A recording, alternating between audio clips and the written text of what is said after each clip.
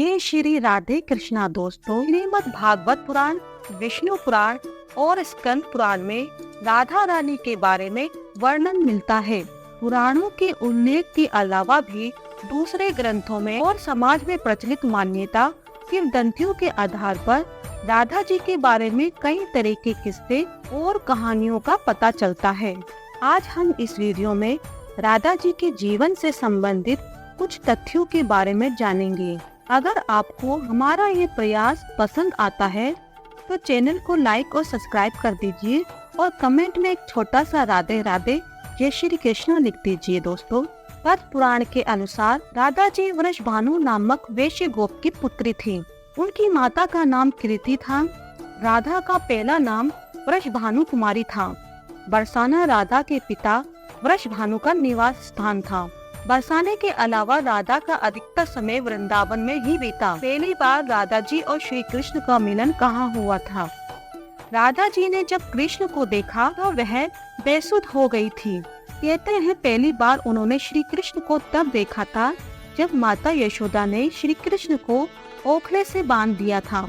कुछ विद्वानों के अनुसार संकेत तीर्थ पर पहली बार दोनों की मुलाकात हुई थी। ब्रह्मा वैवर्त पुराण प्रकृति खंड अध्याय 48 के अनुसार और यदुवंशियों के कुलगुरु गर्ग ऋषि द्वारा लिखित गर्ग संहिता की एक कथा के अनुसार एक बार नंद बाबा श्री कृष्ण को लेकर बाजार घूमने निकले थे। उसी दौरान राधा और उनके पिता भी वहां पहुंचे थे।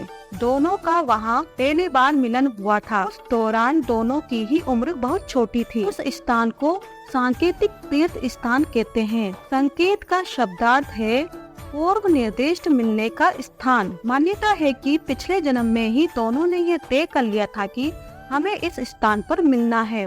यहाँ हर साल राधा जी के जन्मदिन यानी राधा अष्टमी से लेकर अनंत चतुर्दशी के दिन तक मेला लगता है।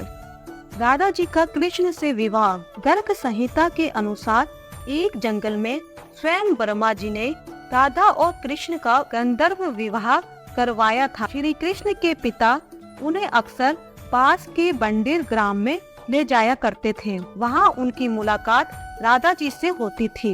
एक बार की बात है कि जब वे अपने पिता के साथ बंडेर गांव गए तो अचानक तेज रोशनी चमकी और मौसम बिगड़ने लगा। कुछ ही समय में आसपास सिर्फ और सिर्फ अंधेरा छा गया। इस अंधेरे में एक पारलौकिक शख्सियत का अनुभव हुआ। वे राधा रानी के अलावा और कोई नहीं थी। अपने बाल रूप को छोड़कर श्री कृष्ण ने किशोर रूप धारण कर लिया और इसी जंगल में ब्रह्मा जी ने विशाखा और ललिता की उपस्थिति में राधा और कृष्ण का गंधर्व विवाह करवा दिया। विवाह के बाद राधा, ब्रह्मा, विशाखा और ललिता अंतर्ध्यान हो गए। असल में इस वास्तविक घटना को अलंकृत किया गया है। राधा सचमुच ही कृष्ण से बड़ी थी और सामाजिक दबावों के चलते ये संभव नहीं था कि उम्र में कहीं बड़ी लड़की से विवाह किया जाए। लेकिन यदि दोनों के बीच प्रेम रहा होगा तो निश्चित ही गुपचुप रूप से गंधर्व विवाह किया गया होगा और इस बात को छुपाया गया होगा। राधा जी का अंतिम महारास। राधा जी के परिवार को जब पता चला कि ये श्री कृष्ण की मुरली सुनकर उसके प्रेम में नाचती हुई उनके पास पहुंच जाती है तो उन्होंने राधा जी को घर में ही कैद कर दिया था। तब श्री कृष्ण ने अपने साथियों सहित एक दिन उन्हें रात में कैद से मुक्त करवाकर उद्धव और बलराम सहित अन्य सखियों के साथ रात भर नृत्य किया था। यह रात पूर्णिमा की रात थी जब महारास हुआ था। बाद में राधा की माँ राधा के कक्ष में गई तो राधा जी उन्हें वहाँ सोते हुए मिली। कहते हैं उस वक्त श्री कृष्ण को दो ही चीजें सबसे ज्यादा प्रिय थी, बांसुरी और राधा। श्री कृष्ण की बांसुरी की धुन सुनकर राधा जी के जैसे प्राण ही निकल जाते थे और वह श्री कृष्ण की तरफ खींची चली आती थी। श्री कृष्ण ने के राधा जी से विवाह की जिद। श्री कृष्ण और राधा जी में बहुत ही गहरा प्रेम हो चला था। ऐसे में श्री कृष्ण ने अपनी माँ यशोदा से कहा कि वे राधा से विवाह करना चाहता हूँ। यह सुनकर यशोदा मैया ने कहा कि राधा तुम्हारे लिए ठीक लड़की नहीं है। पहला तो यह कि वह तुमसे 5 साल बड़ी है, दूसरा यह कि उसकी मंगनी पहले से ही किसी और से हो चुकी है और वह कंस की सेना में है जो अभी युद्ध लड़ने गया है। जब वह आएगा राधा का उससे विवाह हो जाएगा। लेकिन जब श्री कृष्ण नंद और यशोदा दोनों से ही नहीं माने, ऋषि गर्ग ने उन्हें बताया कि तुम्हारा जन्म किसी महान लक्ष्य के लिए हुआ है। तब श्री कृष्ण को राधा को छोड़कर जाना पड़ा। श्री कृष्ण के पास एक मुरली थी जिसे उन्होंने राधा को छोड़कर मथुरा जाने से पहले दे दी थी। राधा ने इस मुरली को बहुत ही संभाल कर रखा था। जब भी उन्हें श्री कृष्ण की याद आती थी तो वह ये मुरली बजा लेती थी।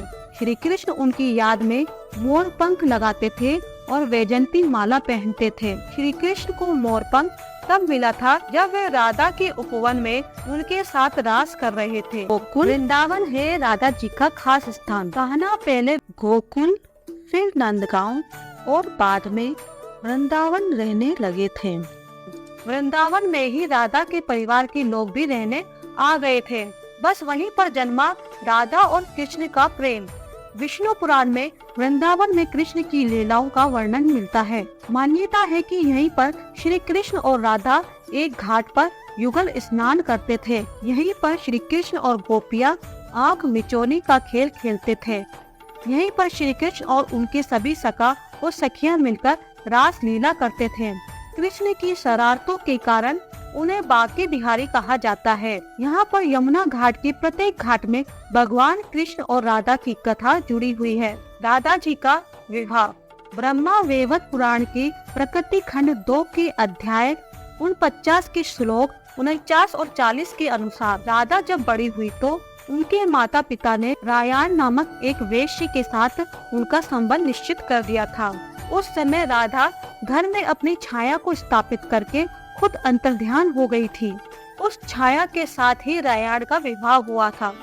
इसी श्लोक में आगे बताया गया है कि भगवान श्री कृष्ण की माता यशोदा का रायान सगा भाई था, जो गोलोक में श्री कृष्ण का अंश और यहाँ यशोदा के संबंध से उनका मामा था। मतलब यह है कि राधा श्री कृष्ण की मामी थी। यदि हम यह माने कि श्री कृष्ण यशोदा के नहीं देवकी के पुत्र थे तो फिर राधा उनकी मामी नहीं लगती थी। रायान को रापान अथवा अयन घोष भी कहा जाता था। पिछले जन्म में राधा का पति रायान गोलोक में श्री कृष्ण का अंशभूत गोप था। कुरुक्षेत्र और द्वारका में राधा जी का प्रवेश। जब श्री कृष्ण वृंदावन छोड़कर मथुरा चले गए तब राधा के लिए उन्हें देखना और उनसे मिलना और दुर्लभ हो गया। कहते हैं कि राधा और श्री कृष्ण दोनों का पुनर्मिलन कुरुक्षेत्र में हुआ था, जहां सूर्य ग्रहण के अवसर पर द्वारका से श्री कृष्ण और वृंदावन से नंद के साथ राधा आई थी। राधा से कृष्ण को देखने और उनसे मिलने ही नंद के साथ आई थी, जिसका जिक्र पुराणों में मिलता है। कहते हैं कि इसके बाद राधा और श्री कृष्ण की अंतिम मुलाकात द्वारका में हुई थी। सारे कर्तव्यों से मुक्त होने के बाद राधा आखिरी बार अपने प्रियतम कृष्ण से मिलने गई। जब वे द्वारका पहुंची तो उन्होंने कृष्ण के महल और उनकी 8 पत्नियों को देखा। जब कृष्ण ने राधा को देखा तो वे बहुत प्रसन्न हुए। तब राधा के अनुरोध पर कृष्ण ने उन्हें महल में एक देविका के पद पर नियुक्त कर दिया। कहते हैं कि वहीं पर राधा महल से जुड़े कार्यों को देखती थी और मौका मिलते ही वे कृष्ण के दर्शन कर लेती थी। एक दिन उदास होकर राधा ने महल से दूर जाना तय किया। कहते हैं कि श्री राधा एक जंगल के गांव में रहने लगी। धीरे धीरे समय बीता और राधा बिल्कुल अकेली और कमजोर हो गई। उस वक्त उन्हें भगवान श्री कृष्ण की याद सताने लगी। आखिरी समय में भगवान श्री कृष्ण उनके सामने आ गए। भगवान श्री कृष्ण ने राधा से कहा कि वे उनसे कुछ मांग ले, लेकिन राधा ने मना कर दिया। कृष्ण के दोबारा अनुरोध करने पर राधा ने कहा कि वे आखिरी बार उन्हें बांसुरी बजाते देखना और सुनना चाहती है। श्री कृष्ण ने बांसुरी ली और बेहद सुरीली धुन में बजाने लगे। श्री कृष्ण ने दिन रात बांसुरी बजाई। बांसुरी की धुन सुनते सुनते एक दिन राधा ने अपने शरीर का त्याग कर दिया।